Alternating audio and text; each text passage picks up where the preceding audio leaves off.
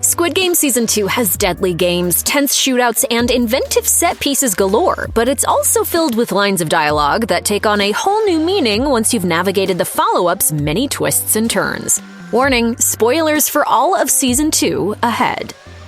Right out of the gate, heavy lines are exchanged between Song Gi-hoon and the enigmatic frontman. Picking up from the cliffhanger at the end of the Season 1 finale, Gi-hoon chooses to leave his plane to America, and by extension, his family, to chase after the orchestrators of the games. He makes sure the frontman knows of his intentions to hunt him down no matter the cost. How about you stop running your mouth and show yourself?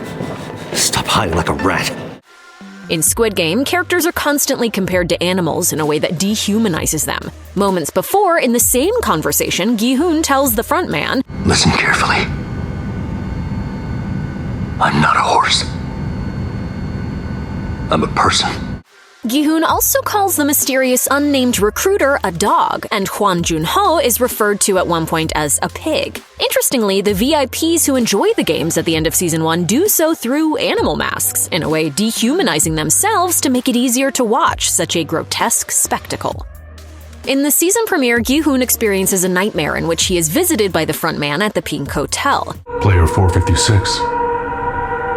Looking for these. He's holding the decapitated heads of Cho Sung-woo and Kang Se-byuk, players 218 and 67 respectively. They're his closest friends from the first game, and the last two players to die before he won. Though simple, this line calls into question what Gi-hoon is actually looking for in the investigation, and lays out both his inner conflict and one of the season's core ideas. On the one hand, Gi-hoon believes he's shutting down the games because it's the right thing to do, playing the hero as the frontman will ultimately mock in the season finale. But there's also an aspect of Gi-hoon's quest that is embroiled in guilt, arguably more than he realizes. Gi-hoon places all responsibility for the lives lost in his games on the frontman and his co-conspirators, but this season seeks to challenge that by honing in on the responsibility he debatably shares for returning to the games after knowing the stakes. One of the more surprising storylines sees Gi-hoon team up with Sunshine Capital, specifically the vicious debt collectors who once tormented him. Having repaid his debt to them, Gi-hoon then starts paying the men to aid in his search for the frontman. This search begins with an aggressive hunt for the recruiter who is found in a public square offering struggling people a choice between a lottery ticket and a bread roll. Maybe he's not so bad. This line, said at the beginning of an obviously cruel game, reflects similar games played by real people at the expense of others' dignity. This form of charity is seen all over social media, where the powerful coerce vulnerable people to make tough choices, embarrass themselves, and get used for content creation, all while being seen by many as acting with genuine kindness. As the Sunshine Capital men watch the recruiter play this banally, evil game and subsequently destroy the bread before the eyes of those who needed it, the same question is on everyone's mind. Why? Why go through all this trouble just to end it this way? We get a clue through the recruiter's line before he begins to stomp on the bread. He says, I'm not the one here who wasted this. That was you people.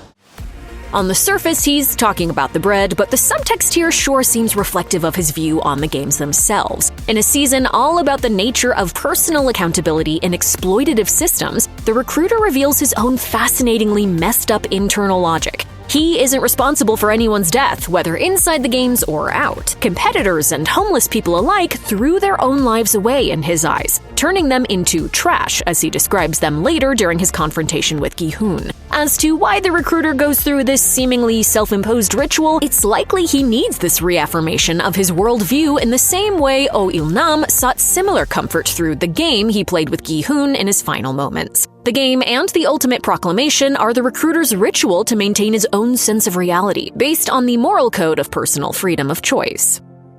The recruiter's view of personal responsibility eventually comes back to bite him when he comes face to face with the barrel of a gun. The ironic thing is that he had a way out. When given the gun for the last time, he could have easily just shot his opponent, but that would have been breaking the rules. Not only the rules of the game, but of the worldview that has seemingly guided the recruiter's entire life. Shattering that illusion was apparently more terrifying than death itself. In the aftermath, when his body is discovered, Gi-hoon has some cold words for Jun-ho. I wasn't the one who fired the gun. We played a game and he just happened to lose. To some extent, Gi-hoon shares certain parts of the recruiter's worldview. On top of that, it also calls back to the end of Season 1, when Cho Sung-woo died by suicide in order for Gi-hoon to win. With the amount of guilt Gi-hoon clearly carries being haunted by Song-woo's spirit, as another character later divines, it's possible he's been telling himself this line since long before the recruiter died.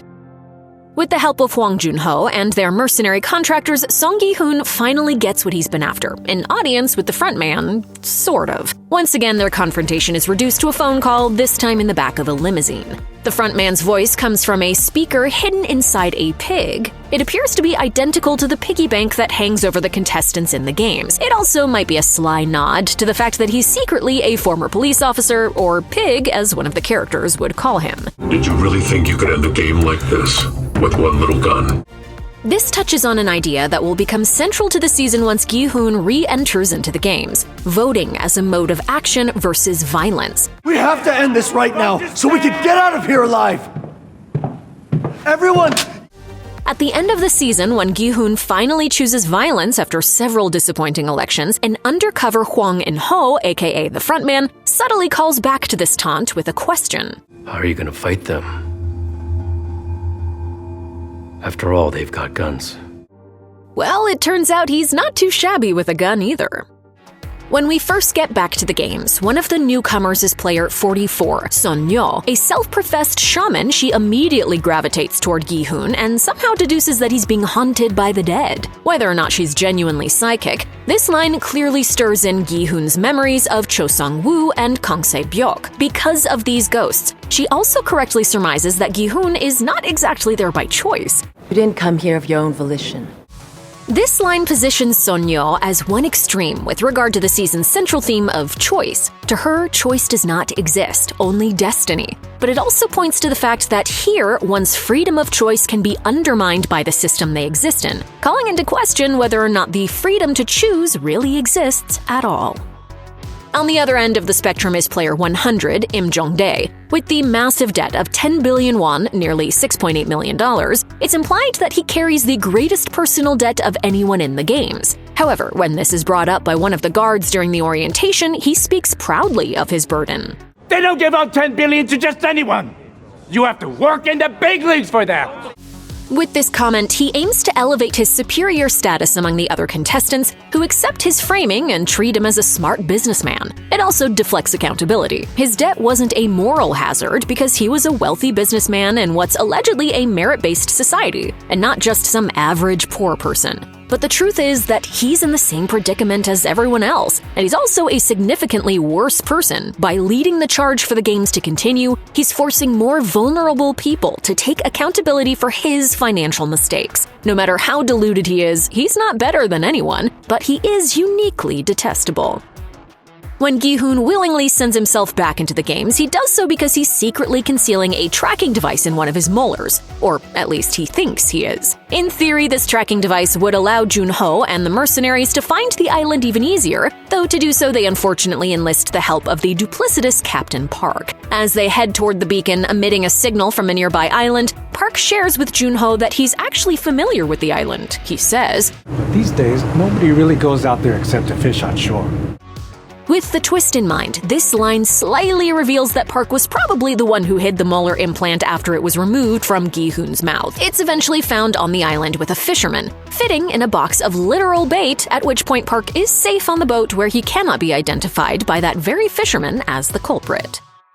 After episode 3's twist reveal, the next episode sees Hwang In-ho and Song Gi-hoon confront each other face-to-face for the first time. Though Gi-hoon is none the wiser, he's in the presence of his arch-nemesis. In-ho, on the other hand, immediately endears himself to Gi-hoon despite his own yes vote in the initial election, telling him that he voted to stay because he believed Gi-hoon could help them survive. After the first game, I thought I was gonna quit. And then I saw you. Already, In-ho is laying the groundwork to destroy Gi-hoon's heroic sensibilities, which don't exactly jive with his own callous sensibilities. For this plan to reach its full effect, though, he needs to also undermine Gi-hoon in the eyes of the other players, so he waits until Gi-hoon is surrounded by scared contestants and insists that Gi-hoon must know what the next game is. Sir, you know what's next, don't you? As a consequence, when the next challenge turns out not to be the Honeycombs game, the other players blame him and rally around figures like Im Jong-dae, who will continue to push the games forward. Because Kang Noel refuses to stand aside and allow the organ harvesters to do their work, they begin violently intimidating her, first by forcing entry into her room and assaulting her. Commie's got a love fight. Noel is a North Korean defector and as such has been derisively branded a commie by her enemies. The divide between North and South Korea has created deeply anti-communist attitudes in the capitalist South. It's not uncommon for politicians, such as South Korean President Yoon Suk-yeol, currently facing arrest for his failed attempt at enacting martial law, to label political enemies as communists in order to rally support against them. Midway through the season, surviving players are starting to dream of life outside the games, including Chung Jung-cha. She's already planning a dinner party and inviting everyone from her team to join. In the process, she finds out that her new friends all surprisingly live, at max, a half-hour away from her. How on earth do we all end up living so close? That can't be a coincidence. This is fate.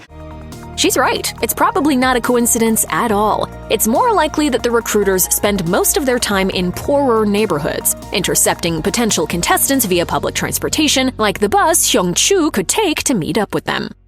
In Thanos' crew, a smaller storyline develops around the relationship between the soft-spoken Park Min-soo and his surrogate big sister, Se-mi. As they head into the third and final game before all hell breaks loose in the dorms, Se-mi warns Min-soo against trying to fit in with Thanos' crew, because he isn't like them and from her perspective shouldn't want to be. He's at risk of dying in the games and needs to vote with her against them.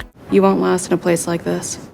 In the following game, Mingle, Min-soo sadly proves her wrong when he turns his back on her in order to secure a place in Thanos' safe group of 3. She survives also, having found a group of 2 to join, but clearly loses faith in Min-soo as a person. That said, it's debatable that Min-soo saved them both, as they could just as easily have wasted time wandering with other inseparable groups of 2 who refused to make the cutthroat sacrifices Thanos did. This line also winds up being darkly ironic, as Min-soo outlives Se-mi during the EXO massacre.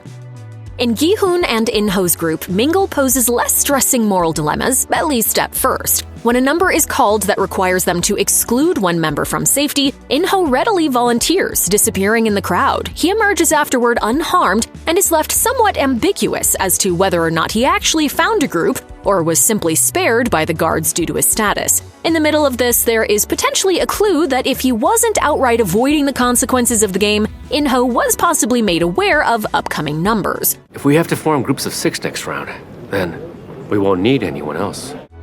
It's not the next round, but 2 rounds later, the game does in fact require everyone to get in groups of 6. If In-ho took advantage of the opportunity to disappear to get advance information on the upcoming number, he kept that info close to his chest, and the misleading joke about the baby being number 6 appears to have been a smokescreen to help further sell his fake identity.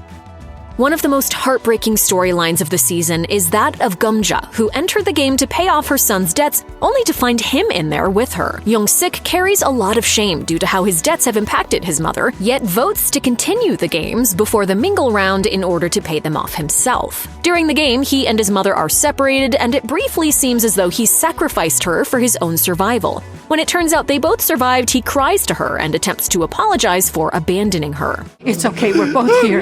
No, sweetheart, it's okay. Both here, that's what matters. This isn't just about them surviving the game, but her accepting that even though she's had to bail out her son time and again, their mutual survival in the world is what matters most. It's a moment of total forgiveness that allows her to let go of the resentment that has been present throughout their time in the games. In the final episode of the season, Gi-hoon and Hwang In-ho seemingly team up to take down the games once and for all. During the initial firefight, In-ho saves Gi-hoon's life, and Gi-hoon thanks him, leading the secret frontman to say this deliciously ironic line. After this is over, buy me a drink.